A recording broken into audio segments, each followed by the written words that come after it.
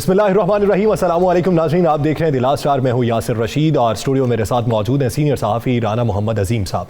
नाज़रीन, इस प्रोग्राम के आगाज़ पे बात करेंगे इस्लामाबाद हाई कोर्ट में तौहीन अदालत केस के हवाले से। उसकी जो समाअत हुई, उस समाअत के बाद अब फैसला ये हुआ है कि 7 जनवरी को फ़र्द जुर्म आयद की जाएगी। लेकिन सवाल ये है कि क्या साबिक चीफ जज गिलगित बल्तिस्तान राना शमीम साहब अपने ऊपर लगाए गए इल्ज़ामात का दिफा कर पाएंगे? उनके वकील की जो गुफ्तगू थी और अटॉर्नी जनरल ऑफ पाकिस्तान पे उन्होंने जो तनकीद की, उस सवालों के जवाबात कौन देगा? इसके साथ साथ राना मोहम्मद शमीम के इस केस पे चीफ जस्टिस अतर मिनल्ला का ये मौक़िफ़ है कि ये तौहीन अदालत का केस नहीं है, बल्कि ये इस्लामाबाद हाई कोर्ट के एहतसाब का मुकदमा है। तो ये जो केस है, ये कौन सा नया रुख इख्तियार कर चुका है? इस पेंडोरा बॉक्स से मजीद क्या चीजें सामने आएंगी, जिस तरफ इशारा राना शमीम के वकील भी कर रहे हैं? लतीफ़ आफरीदी साहब ये कहते हैं बहुत से गवाहान भी मंजर आम पे आएंगे, बहुत से नाम भी मंजर आम पे आएंगे। राना साहब की तरफ बढ़ते हैं।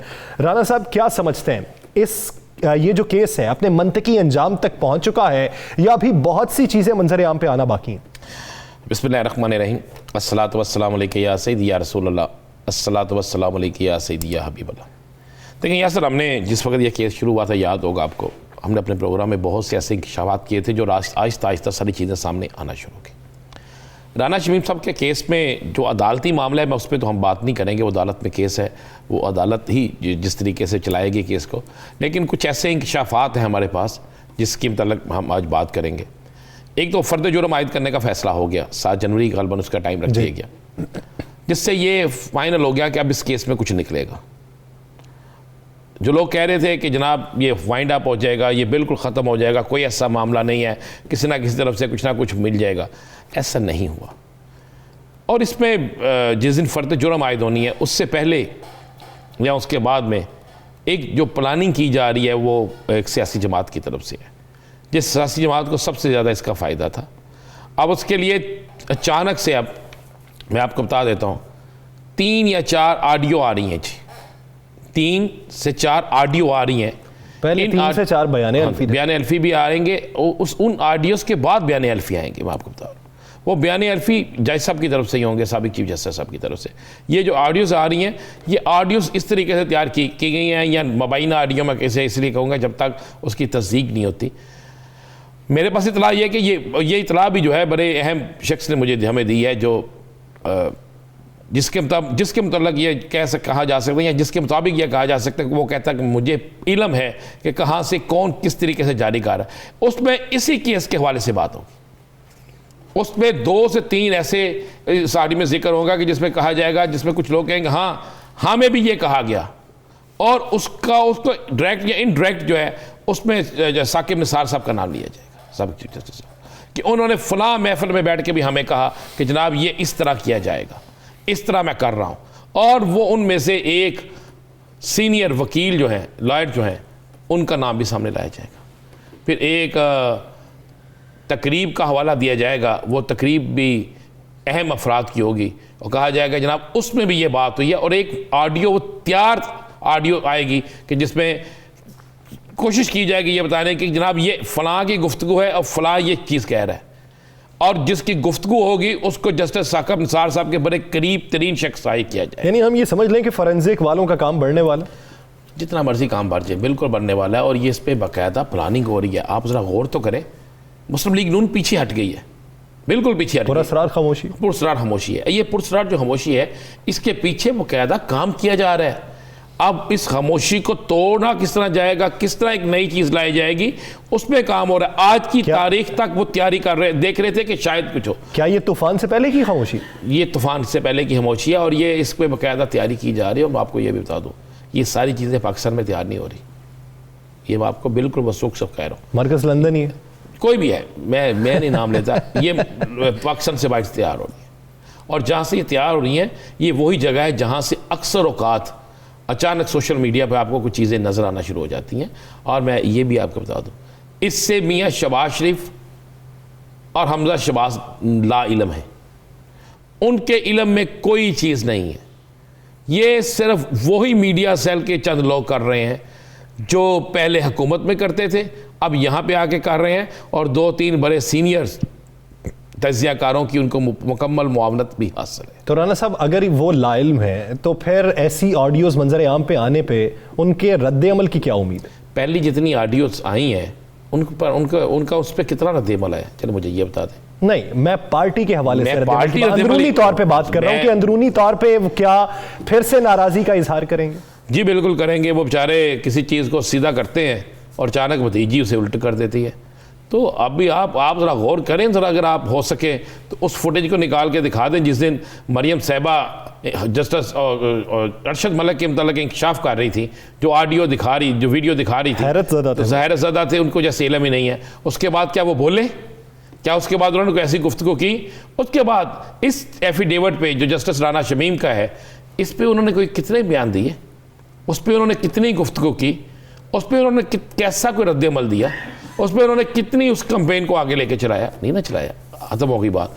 तो अब भी नहीं चलाएंगे। वो किसी ऐसी चीज़ का हिस्सा नहीं बनना चाहते जानबूझ के या प्लानिंग के तहत, कि ताकि वो जिनसे जाके वो बात करने की कोशिश करते हैं वहाँ वो ये सच्चे होकर बता सकें हमारा कोई कसूर नहीं है। ये मामला हो रहा है। फिर मैं आपको बता रहा हूँ कि ये तैयार है ऑडियो पाकिस्तान से बाइट से तैयार हुई हैं, और ये ऑडियो आपको हो सकता है 7 जनवरी से पहले आ जाए, या हो सकता है ये 7 जनवरी तक फिर इंतज़ार करें कि शायद हमें फिर कोई तारीख मिल जाए तो उसके बाद ये करें। तो देखते हैं ये मामला कितने पर्दों में पिन्हा है, पर्दों की परतें कब खुलती हैं और इसे क्या निकलता है रोज़ बरोज़। इस केसेस में आगे बढ़ने के लिए भी कोई चीज़ मौजूद है या नहीं। नाज़रीन, आगे बढ़ते हैं और बात करते हैं साबिक वज़ीर-ए-आज़म मियां मोहम्मद नवाज शरीफ की वतन वापसी के मामले के हवाले से। फवाद चौधरी साहब का जो मौक़िफ़ है कि मियां मोहम्मद नवाज शरीफ को वापस लाया जाएगा, वो खुद नहीं आएंगे। दीगर मामलीन खुसूसी भी ये राय रखते हैं, लेकिन पाकिस्तान मुस्लिम लीग नून के जो रहनुमा है वो भी मुख्तलिफ आरा रखते हैं इस मामले पे। तो क्या अब हुकूमत फिर से ये बात कर रही है तो इसमें वो संजीदा है? अगर संजीदा है तो क्या किसी तरफ से इशारा है? राना साहब की तरफ बढ़ते हैं। राना साहब, फवाद चौधरी साहब ये कहते हैं कि नवाज शरीफ साहब को वतन वापस लाएंगे, सुकम दूर किए जाएंगे। क्या अंदर कोई प्लानिंग हो रही है, कोई बातचीत हुई इस मामले में? मैं आपको इस पर बड़ी खबर दे देता हूँ। यासर हुकूमत जो है अब उसने ये फैसला कर लिया है कि हम किसी तरीके से एक दफ़ा मुकम्मल जोर लगाकर कोशिश करें कि मियां नवाज शरीफ पाकिस्तान आ जाए, उनकी गिरफ्तारी अमल में आ जाए, उनकी वापसी इस तरीके से हो कि हुकूमत लेकर आई है। हुकूमत इस पर कामयाब नहीं हो सकती, मैं आपको ये पहले बता दूँ। हुकूमत इसमें कामयाब नहीं हो सकती। अगर हुकूमत इसमें कामयाब हो सकती होती तो बहुत देर पहले अल्ताफ़ हुसैन भी आ जाते, बहुत देर पहले और कुछ लोग भी आ जाते। वो ऐसा नहीं हो सकती। लेकिन हुकूमत अपनी ताईं एक कोशिश करेगी ताकि हुकूमत इस मामले में सुरखरू हो सके कि हमने मियां नवाज शरीफ को वापस लाने की भरपूर कोशिश की है। अब जो खबर है वो आपको मैं दे देता हूँ। इसके अलावा जो बड़ी खबर है, मियां नवाज शरीफ साहब से उनके करीबी साथियों ने रब्ता किया। ये आज की मैं आपको बता रहा हूँ। उस राब्ते में उन्होंने मियां साहब से कहा जी वतन वापसी के हवाले से अब बड़ा प्रेशर है तो आपको पाकिस्तान आ जाना चाहिए। मियां साहब ने उनको वाज़े तौर पर इनकार कर दिया। उन्होंने कह दिया है कि मैं अभी वापस नहीं आऊँगा जब तक हालात मेरी मर्जी के मुताबिक नहीं होंगे। और एक वो ऑपरेशन मैं आपको बता दूं, एक वो ऑपरेशन जिसका ये बार बार जिक्र करते हैं, उसके लिए जगह अस्पताल डॉक्टर अवेल है। जब मियां साहब ने वापस आने के लिए हालात उनकी मर्जी के मुताबिक होंगे, उससे चंद दिन पहले वो ऑपरेशन करवाया जाएगा। तो उसके बाद आपको समझ आ जाएगी मियां साहब आ रहे हैं। मियां साहब ने आज वाज़ेह जवाब दे दिया और ये क्लियर कर दिया कि मैं अभी नहीं आ रहा। और मैं आपको एक और ख़बर दे देता हूँ। मियां साहब ने कहा भाई आप जो मेरे आने का शोर मचा रहे हैं वो मचाते रहें ताकि जो आइंदा साल में बल्दियाती इंतखाबात है उसमें आपको फ़ायदा पहुँच सके, और ये मत कहें कि मैं नहीं आ रहा। ये शोर मचाते रहे। कुछ लोग ये कहते रहे, कुछ ये कहते रहे कि जनाब मियां साहब की तबीयत फिर दोबारा ख़राब हो गई है और मियां साहब को डॉक्टर ने कहा अभी मज़ीद आपको आराम की ज़रूरत है। या सर ये गेम खेली जा रही है। मियां साहब ने आज अपने प्यारों को ये कह दिया है कि अब ये सियासत में आप जो मर्ज़ी करें, मगर हकीकत में मुझे आप ये कहें कि मैं वापस आ जाऊँ तो एड्डा पोल लाभा कोई नहीं। यानी प्यारों को ये इशारा दिया है कि प्यार सिर्फ दूर दूर से वापस आने का जब इरादा होगा तो तभी वापस आऊँगा, उसके लिए मौजूद तरीन हालात का इंतज़ार किया जा रहा है। मियां नवाज शरीफ साहब की वापसी के हवाले से पाकिस्तान मुस्लिम लीग नू वाक़िफ़ रखती है और हुकूमती इक़दाम के हैं। इस बारे में बात करेंगे एक शॉर्ट ब्रेक के बाद। निहाल हाशमी साहब और पाकिस्तान तहरीक इंसाफ के अमजद अली खान साहब हमें ज्वाइन करेंगे। कहीं नहीं जाइएगा, स्टे विद अस।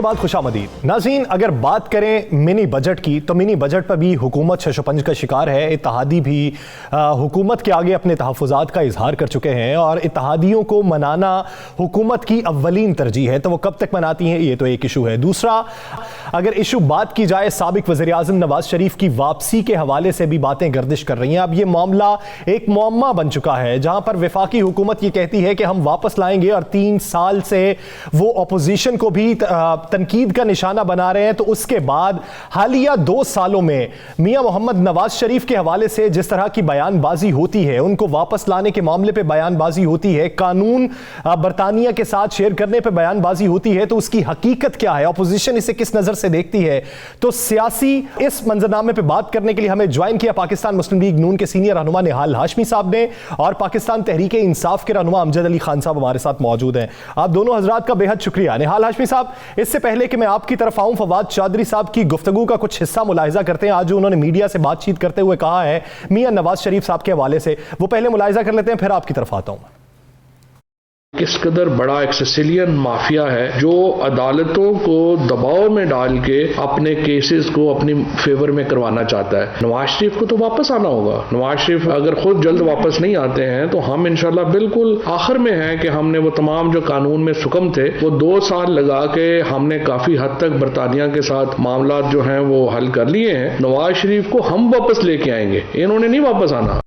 निहाल हाशमी साहब, फवाद चौधरी साहब कहते हैं नवाज शरीफ साहब ने खुद वापस नहीं आना, हम उन्हें वापस लेके आएंगे। इस वक्त लगता यह है कि कोई और मसाइल नहीं है, सिर्फ नवाज शरीफ साहब की वापसी का मामला हुकूमत इस वक्त जेर बहस लाए हुए है। क्या कहेंगे इस पर? बिस्मिल्लाहिर्रहमानिर्रहीम। रशीद साहब, देखिए, सबसे पहले तो फवाद चौधरी साहब को चाहिए, जो उनके गॉडफादर हैं जनरल मुशर्रफ, जो एक बहुत संगीन जुर्म में मुलव्विस हैं, जिसने पाकिस्तान के आइन को तोड़ा, उसको ले आए तो हम समझेंगे कि फवाद चौधरी। फिर उसके बाद हम देखेंगे कि उनके अंदर इतना दमखम है कि नहीं है कि वो किसी को वापस ला सकते हैं कि नहीं ला सकते हैं, या बस ऐसे ही हवाबाजी और हवा में तीर मार रहे हैं। क्योंकि वो अपने बॉस को अगर ले आएंगे, भले उनके तल्ले मिलते करके ले आए, मगर वो ले आए।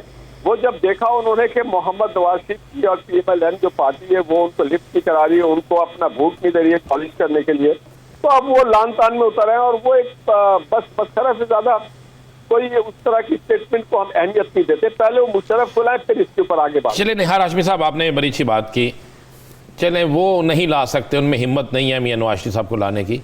मियां साहब में हिम्मत है पाकिस्तान आने की। मियां साहब कब आ रहे हैं? हाँ, ये सवाल बहुत अच्छी किया आपने। आपको याद होगा जब मियां साहब को एक अरशद मलिक के अदालत से जो एक डिजाइंड जजमेंट आई थी और अरशद मलिक के बकौल, उसके बाद वो अपने अहलिया को इस तरह वर्क से छोड़ के आ गए और सीधा जेल गए। तो उनको ना कोई जेल, उन्होंने इससे पहले भी बड़े जेल देखे हैं, बहुत रेल देखे हैं, उनको जेल जाने से ना कोई खौफ है ना डर है। मगर वो जो आने की बात है वो पार्टी फैसला करेगी, ये उनके डॉक्टर्स फैसला करेंगे, ये हम फैसला करके उनको बताएंगे कि आपको कब आना है। ऐसा ना हो कि इमरान नियाज़ी जैसा आदमी जो एक इंतकाम का शोला बना है, जो कैबिनेट मीटिंग में भी ये कहता है कि 4थी बार वजीर आजम नहीं बनने देना, उसने फिर नैब को कह करके फिर नैब के अदालत में वो कस्टडी में ले आए नवाज शरीफ साहब को। चले एक आपसे सवाल फिर आपने जाना है अमजद अली खान साहब की तरफ कि आपके सवालों पूछे। सब एक और बता दें, इसका मतलब है जब तक इमरान खान साहब वजीर आजम हैं उस वक्त तक मियां साहब वापस नहीं आएंगे? नहीं, ये वाली बात नहीं। इमरान खान वजीर आजम रहने वाली बात नहीं है। बात यह है कि हमारा दीन भी कहता है अपनी जान और माल की हिफाजत करो। मगर आपको ये ट्रैक रिकॉर्ड तो याद होगा ना कि जेल से उनकी कस्टडी नैब में लेके चले गए। और आपको ये भी याद होगा कि आपके सोशल मीडिया और मेन स्ट्रीम मीडिया में अभी तक नवाज शरीफ के जिस्म में जहर भी पाई गई, इसी वजह से उनकी जो प्लेटलेट थी वो गिर रही थी। वो तो अपनी मर्जी से आएंगे, ना इमरान खान उनको जाने से रोक सका ना उनको आने से रोक सकेगा। अमजद अली खान साहब, आप क्या इस बारे में राय रखते हैं? आपकी हुकूमत तो इस बात पर बज़िद है कि वो खुद वापस नहीं आएंगे, हम उन्हें वापस लेके आएंगे, बरतानवी हुकूमत के साथ हम कवानीन तय कर रहे हैं, तो दूसरी जानिब आप अपोजिशन का मौक़िफ़ भी सुन रहे हैं। चाहिए तो इनको ये था कि ये अगर वोट को इज्जत देते हैं तो इनको रूल ऑफ लॉ पे यकीन होना चाहिए था। ये कौम इसको धोखा दे के गए, अदालतों में ये एफिडेविट दे के गए कि हम 50 रुपए के स्टाम्प पे कि हम मैकेनिक को दिखाने जा रहे हैं। अभी तक पता नहीं वो मैकेनिक, हमें तो नहीं मालूम कि कौन सा मैकेनिक था, कौन सा डॉक्टर था, तो अभी तक तो ये वापस नहीं आए। अगर ये समझते हैं कि वो अदालतें चाहते हैं जिनमें इनको इंसाफ न मिले बल्कि इनके हक में फैसले आए, ये अपने हक में फैसलों को ही तस्लीम करते हैं। अगर कोई इंसाफ में मबनी फैसला हो तो उसको ये तस्लीम करने से, क्योंकि हमेशा ये अंपायर से के साथ मिलके ये इलेक्शन भी लड़े हैं, तो अब जो है वो हालात नहीं है। अब इदारे चाहते हैं कि न ढील मिलेगी न डील मिलेगी, आप आए कानून के सामने अपने आप को सरेंडर करें। आपने मुल्क का पैसा लूटा है, वापस आए। लेकिन ये है कि कभी क्या बयान देते हैं, कभी क्या बयान देते हैं, ये बयानबाजी चलती रही और इंशाल्लाह गवर्नमेंट अपना काम कर रही है। जो जैसा कि आपने कहा कि स्पोक्समैन ने अपनी स्टेटमेंट दी है कि इसके लिए जो कानून में सुकम थे उसको दूर किया जा रहा है और इंशाल्लाह ताला इनको वहाँ की अदालतें भी जो है वो जल्द ही इनको पाकिस्तान भेज देंगी। फिर इनका क्या बनेगा, फिर जो नेल्सन मंडेला बने हुए हैं इनकी क्या हैसियत रह जाएगी, वो दूर किया जा रहा है। ये सुकम कब तक दूर हो जाएगा ताकि ये क्लियर हो जाए कि आप लाना चाहते हैं या नहीं लाना चाहते? जल्द अगले हम साल तो चाहते हैं कि इनको कानून के सामने नहीं जल्दी इनको कानून के सामने सरेंडर करना पड़ेगा। ये दिन दूर नहीं, अब ऐसा नहीं, पाकिस्तान है और हम समझते हैं कि पाकिस्तान के अंदर जब तक रूल ऑफ लॉ नहीं होगा इस मुल्क में कोई ब्राह्मण नहीं होगा। तो इसका मतलब यही है कि सबको जजा और सजा के अमल से गुजरना पड़ेगा। इसलिए आपने देखा कि आज जो कौमी पॉलिसी आई है उसका बुनियादी मकसद भी यही है कि हमारे वो मसाइल जिनका हल अभी तक नहीं ढूंढा जा सका, अगर मुल्क को हमने सावरन बनना है अमजद अली खान तो साहब, बातें ये होती हैं, हुकूमत मौक़िफ़ ये अपनाती है कि गारंटर की पकड़ होनी चाहिए और गारंटर है शहबाज शरीफ साहब। लेकिन इसके साथ साथ आप ये भी देखें कि पंजाब हुकूमत ने जो रिपोर्ट्स बनाई थी जिनकी बुनियाद पर ही उन्हें बाहर जाने की इजाजत मिली, क्या उन रिपोर्ट्स बनाने वालों को भी आप कटहरे में लाएंगे? मेरा जाती ख्याल है कि उनको लाना चाहिए और अगर मेरा ज़ाती ख्याल पूछे तो मिस्टर टीटी को भी पूछना चाहिए क्योंकि वो गारंटर थी। और मुझे वो भी ऑनरेबल मेंबर याद आ रहा है जिसने बड़ी धुआंधार तकरीर की थी नेशनल असम्बली के, मैं कसम उठाता हूँ कि मियाँ साहब जो है वो पाकिस्तान ज़रूर वापस आएंगे। पता नहीं मियाँ साहब कौन से नेल्सन मंडेला, अभी तक तो वापस नहीं है, लेकिन आना चाहिए उनको अगर वो समझते हैं कि मैं हक और सच पे हूँ, और आके अदालतों के सामने अपनी मनी ट्रेल दें और सरेंडर करें और जेल जाएं। यही उनके लिए मेरे ख्याल में फायदेमंद रहेगा। अब कौम को बेवकूफ बनाना छोड़ दें। अमजद अली खान साहब, आपके अक्सर रहनुमाओं ने ये कहना शुरू कर दिया है कि मियाँ नवाज शरीफ की वतन वापसी नहीं, वो उनको लाया जाएगा और जल्द लाया जाएगा।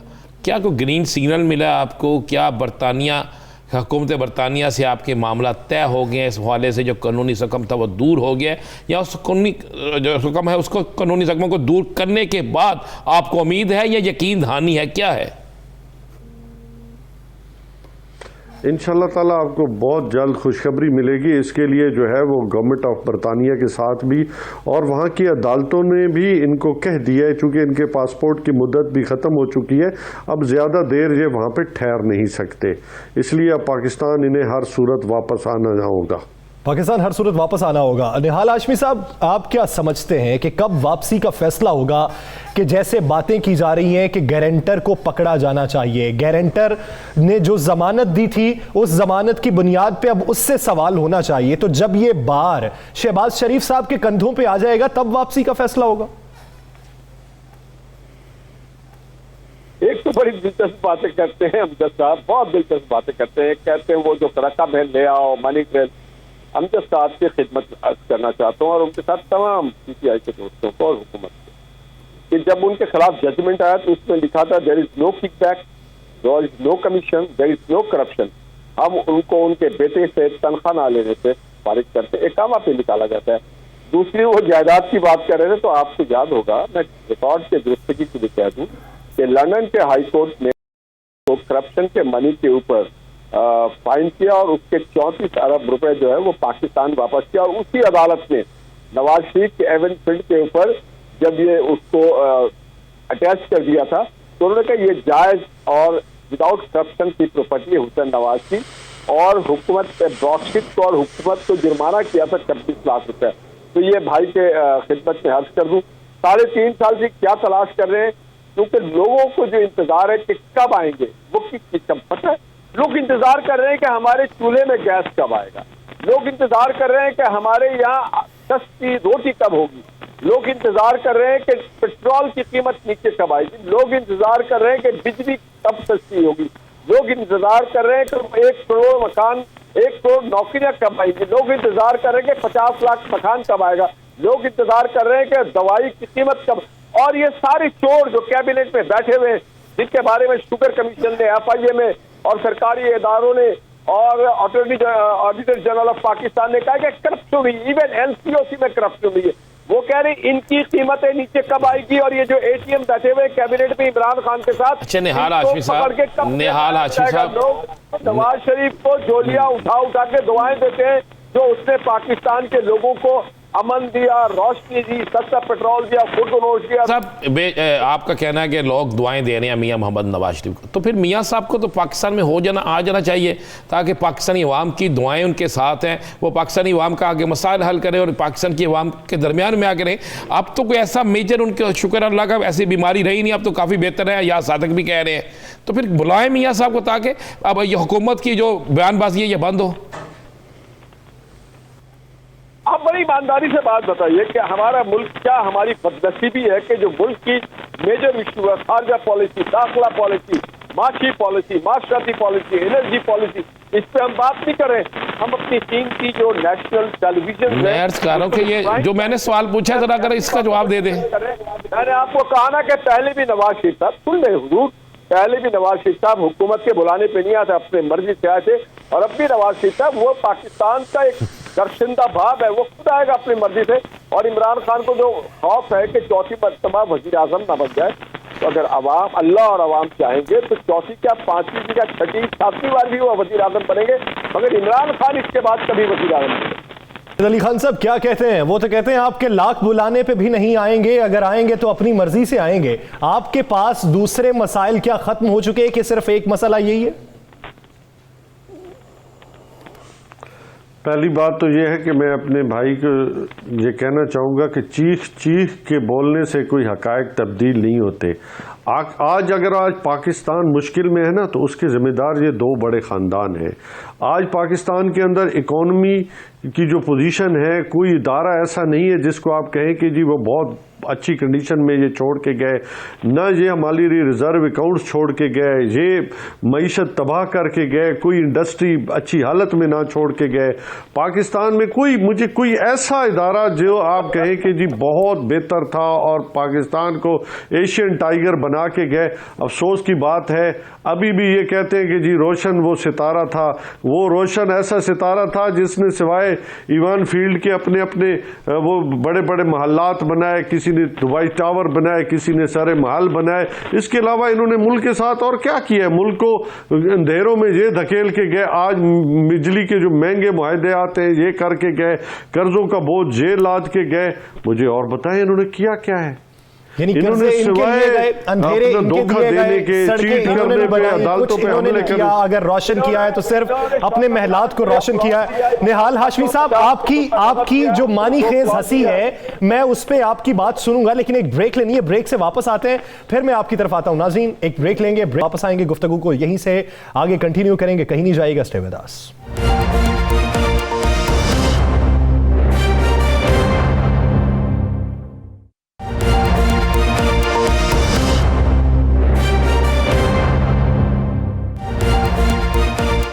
Welcome back. नाज़रीन, हुकूमत तो इस वक्त सारे मुआशी मसाइल का गढ़ और जिम्मेदार अपोजिशन को करार दे रही है, तो अपोजिशन का इस बारे अपना मौक़िफ़ क्या है और तरदीद क्या है? निहाल हाशमी साहब की तरफ बढ़ते हैं। निहाल हाशमी साहब, मौजूदा सूरत हाल के तनाजुर में अगर गैस नहीं आती, अगर बिजली के निर्ख महंगे हैं, अगर सड़कें नहीं बिछी, अगर अवाम बदहाली का शिकार है, तो सब के सब जिम्मेदार आप और पीपल्स पार्टी की जमात है, पाकिस्तान तहरीक इंसाफ नहीं। हुकूमत के इस मौक़िफ़ को किस नज़र से देखते हैं? मैं अमजद भाई के एहतराम में उनके खिदमत में अर्ज करूंगा कि जनाब, हमने 5 साल में जितना कर्जा लिया आपने 3 साल में उससे डबल ले लिया, नंबर 1। नंबर 2, हमारे दौर में, मैं नहीं कह रहा हूँ, ये रिकॉर्ड है कि जीडीपी 5.8 पे था। नंबर 3, हमारे दौर में जितना कंस्ट्रक्शन और जितने तरक्याती काम, पोर्ट से लेके मोटरवे से लेके हाईवे से लेके अस्पताल, कॉलेज, स्कूल, हर चीज तामीर किया गया। मुल्क तो खुशहाली थी, ये मैं नहीं कहता हूँ, इंटरनेशनल जो रेटिंग है वो कहता है कि ये ग्रोइंग और इमर्जिंग इकोनॉमी है। इसाक डार साहब की कोशिशों की वजह से पाकिस्तान दुनिया की 30 बड़ी इकोनॉमी में शामिल हो रहा था। हमारे दौर में सर पेट्रोल जो है वो 100 रुपये से ऊपर कभी नहीं गया, डॉलर 100 से ऊपर नहीं गया।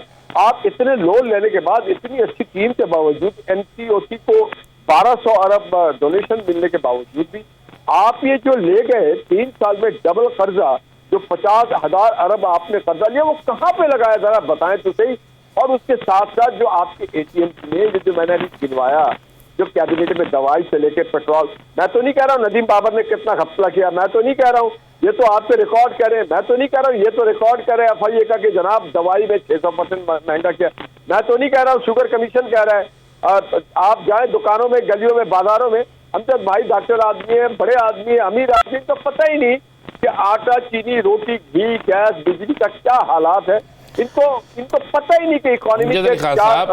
निहाल हाशमी साहब कहते हैं कि आपको आटा, घी, सब्जी किसी के रेट का नहीं पता। फॉरेन पॉलिसी कहाँ पे है?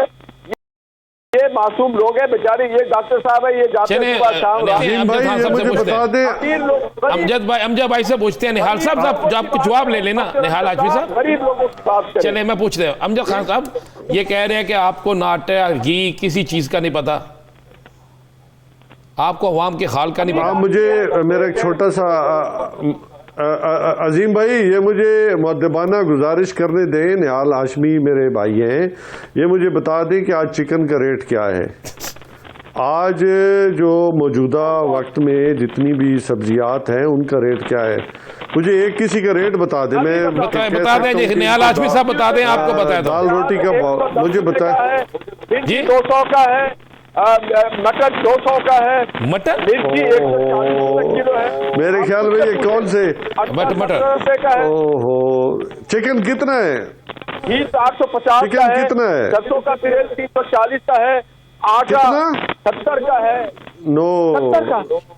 हवा में बातें कर रहे हैं मेरे भाई हवा में बातें कर रहे हैं। आप एक्चुअल जाए। अमजद अली खान साहब, जो निर्खनामा पेश किया गया निहाल हाशमी साहब की तरफ से, आप उसकी तरदीद कर दें, आप एक्चुअल फिगर्स बता दें। मैं तो कह रहा हूं ना कि इनको पता ही नहीं है। आज चिकन जो है वो 260 रुपए है, और आज जो अल्हम्दुलिल्लाह जितनी भी वेजिटेबल्स हैं वो इतनी सस्ती है कि मुझे किसी ने आज तक ये नहीं कहा कि जी सब्जियां जो है वो महंगी है। अफसोस है कि सिर्फ बयानबाजी की जा रही है। हाँ, मैं समझता हूं कि जब मुश्किलात, इसमें कोई शक नहीं है कि मुश्किलात, शौकत यूसुफ साहब का ये एतराफ था केपी के बारे में, सर केपी के बारे में ये एतराफ था कि हम महंगाई की वजह से हारे हैं, और केपी वो जहां पे आप ये दावा करते हैं कि महंगाई पूरे पाकिस्तान में सबसे कम। नहीं, मैं इस फलसफे को नहीं मानता। मेरी बात भाई है कि मैं इस फलसफे को नहीं मानता। केपी के जो LG इलेक्शन थे उसकी बुनियादी वजह महंगाई नहीं थी और ना है। वहाँ पे बुनियादी वजह सही फैसले जो है वो नहीं कर सकी ऑर्गेनाइजेशन, जिसकी वजह से हम वहाँ पे आ रहे हैं। उसका ये नैरेटिव नहीं है कि वहाँ पे कोई महंगाई नहीं। हमें अल्हम्दुलिल्लाह केपी हमने बहुत परफॉर्म किया है। आज वहाँ पे आपका जो हेल्थ सिस्टम है पूरी तरह इफेक्टिव है। वहाँ पे हमने बहुत सारी जो रिफॉर्म्स किए अल्हम्दुलिल्लाह, वहाँ के लोग जो है मुतमईन है। वहाँ पे हमारे जो उम्मीदवार हैं वो मतलब आज़ाद भी खड़े हो गए और टिकट वाले भी, चूँकि उनको टिकट था, तो दोनों ने मिल के खुद PTI ने PTI को हराया। इनका कमाल कोई नहीं है। बाकी आप ये जो मर्जी कहते रहे, PTI ने PTI को हराया है, तो PTI की क्या दूसरी सियासी पार्टी से भी रवाबत है? इस बारे में साबिक वज़ीर आज़म शाहिद खाकान अब्बासी ने 92 न्यूज़ से गुफ्तगू क्या कहा है, पहले वो मुलाहिजा कर लेते हैं।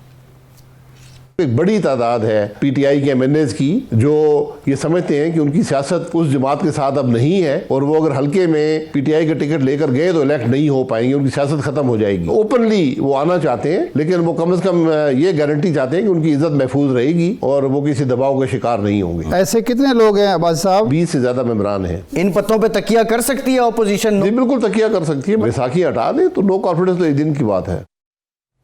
अमजद अली खान साहब, क्या मौक़िफ़ रखते हैं शाहिद खकान अब्बासी साहब के इस दावे पे? शाहिद खान जो है वो फिर वही सियासत करना चाहते हैं जो 90s की सियासत थी, जिसको छांगा मांगा की पॉलिटिक्स कहते हैं। नहीं, बल्कि मैं समझता हूँ जितने भी मेरे ऑनरेबल मेंबरान हैं वो इमरान खान से जुड़े हुए हैं। ये बेतहाशा ट्राई पहले भी कर चुके हैं।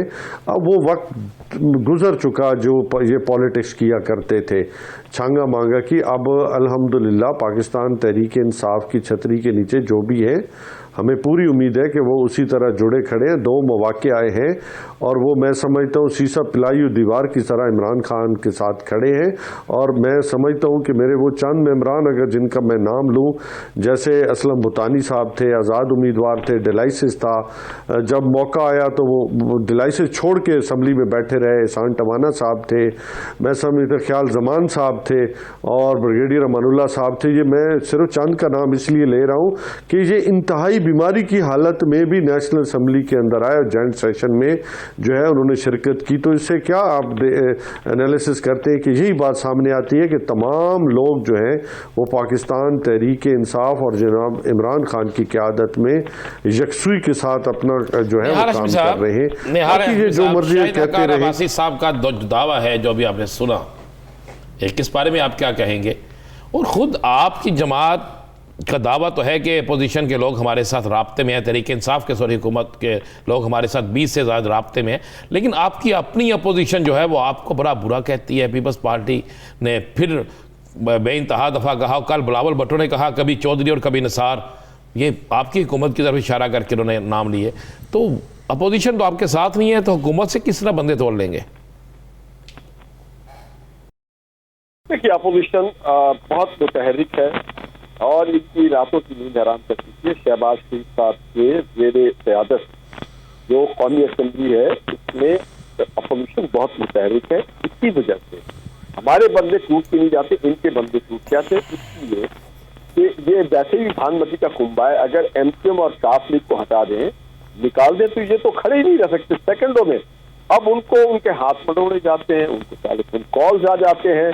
और ये बात मरहूम हासिल बेजंजो ने कहा था कि ये वो क्यों शिकस्त हो गया, तो उन्होंने कहा जाके पूछो फैज हमीद से। तो अगर कोई फोन और हाथ मरोड़ने का खेल ना हो तो मैं समझता हूँ 21 नहीं शायद 31 लोग हो जाएं उसमें, क्योंकि लोग अब अपने हल्कों में नहीं जा सकते।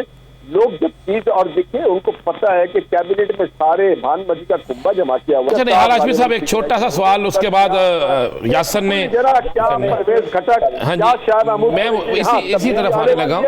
एक छोटा सा सवाल है कि इनकी तो महंगाई हो गई, पीटीआई को तो महंगाई ले डूबी, पीटीआई ने कोई काम नहीं किया, इनको खैबर पख्तूनख्वा में रिजल्ट मिल गया, चलें ये हो गया।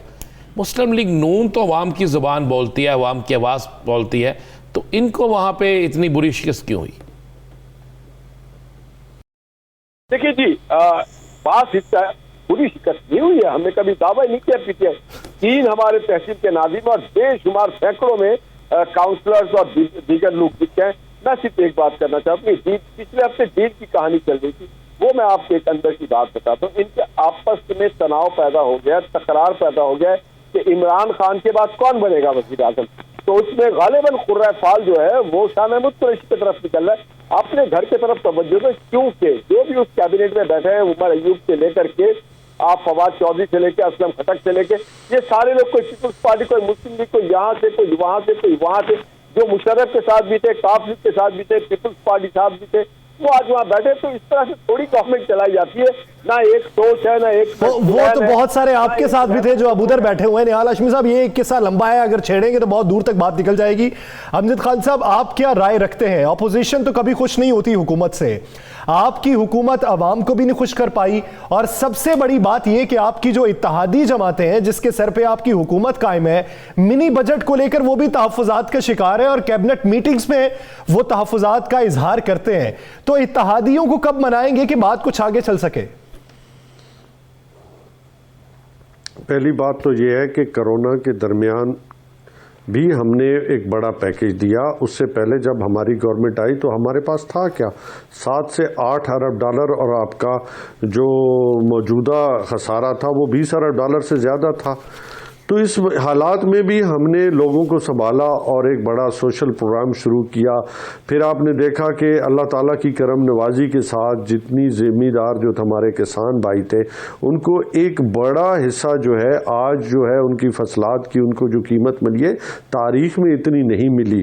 मुश्किलात ज़रूर आई है, लेकिन मैं समझता हूँ कि इस मुश्किलात में भी हमने फिर 1475 अरब रुपए का फिर एक पैकेज दिया है। फिर राशन कार्ड और एहसास प्रोग्राम के जरिए हमने फैसिलिटेट करने की कोशिश की है। एक मुख्तसर जवाब, आज अल्हम्दुलिल्लाह पूरे पंजाब में हेल्थ कार्ड स्टार्ट होना। इत्तेहादी हमारे साथ है, किसी ने कहा है कि हम साथ नहीं है। लेकिन तहफ्फुज़ात का इजहार तो किया जाता है ना। आप कैबिनेट मीटिंग के अंदर बैठकर उन्हें यह कहें कि आपको समरी जो है वो एक अलग सेशन में आपको ब्रीफ कर दिया जाएगा। देखिए, हर पार्टी जो है अपना एक सिस्टम रखती है, इशू टू इशू उनकी अपनी सोच होती है, और हमेशा ये चलता रहता है कि वो आज की बात नहीं, ये हर पार्टी के साथ होता है।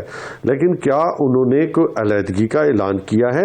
हाँ, हमेशा वो बात करते हैं और फिर उसको जब बैठ के हम इस इशू को हमेशा रिजॉल्व कर लेते हैं। तो इसमें कौन सा बड़ा, मैं समझता हूं चाय की प्याली में तूफान उठाने पे आए तो बता सकते का दावा नहीं किया, जबकि पाकिस्तान मुस्लिम लीग नून और दीगर जमातें ये समझती हैं कि आने वाले इलेक्शन में पीटीआई का सफाया हो जाएगा। अब देखना यह है कि वक्त आने पे अवाम फैसला क्या करते हैं। बहुत शुक्रिया अमजद अली खान साहब और निहाल हाशमी साहब इस हवाले से अपना वक्त देने के लिए। नाज़रीन, एक शॉर्ट ब्रेक, मिनी बजट के हवाले से बात करेंगे, कहीं नहीं जाएगा, स्टे विद अस।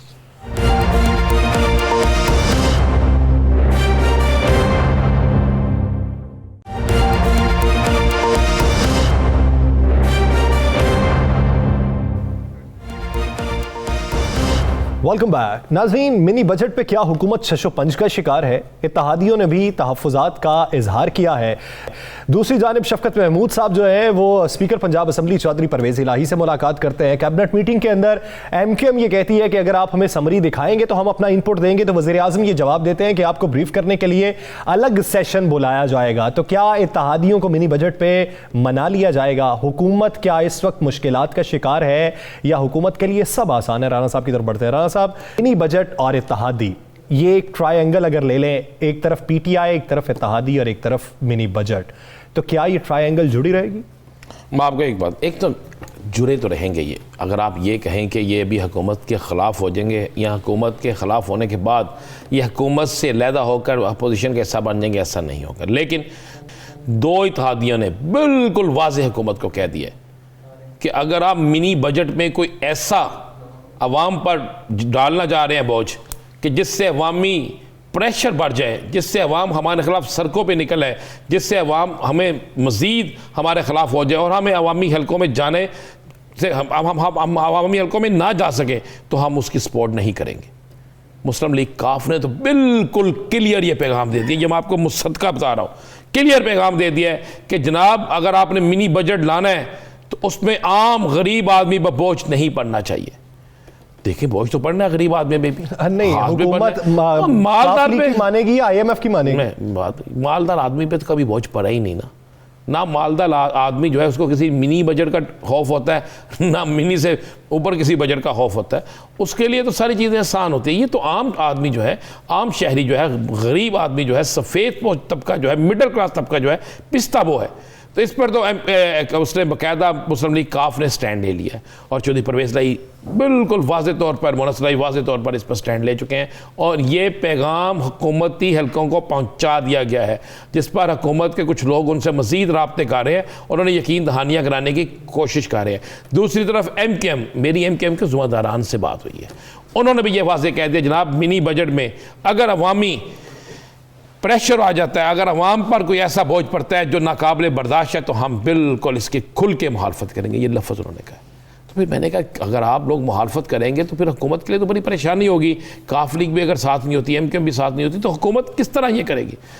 अब हुकूमत कोशिश तो कर रही है उन्हें मनाने की। इस वक्त भी जब हम बात कर रहे हैं तो उनको राज़ी करने के लिए टीमें निकली हुई हैं, टीमें काम कर रही हैं, लेकिन मेरे पास इतला ये है कि मुस्लिम लीग काफ तो किसी सूरत में इसका हिस्सा नहीं बनना चाहिए। उन्होंने कहा ठीक है हम आपका साथ ज़रूर देंगे, हुकूमत बचाने में, हम हुकूमत गिराने में आप मुखालफिन का साथ नहीं देंगे, लेकिन हुकूमती आप किसी एक ऐसे इक़दाम की हम हमायत नहीं करेंगे जिसका बोझ अवाम पर पड़े और जिससे अवाम को परेशानी हो और जिससे अवाम जो है वो मज़ीद परेशानियों में जाए और जिससे अवाम के अंदर हमारे खिलाफ नफरत पैदा हो। उन्होंने यह था कहा कि भाई आप काम आप करते हैं, महंगाई आप करते हैं, सारा कुछ आप करते हैं, हम आपकी इत्तेहादियाँ भुगतना हमें भी पड़ता है।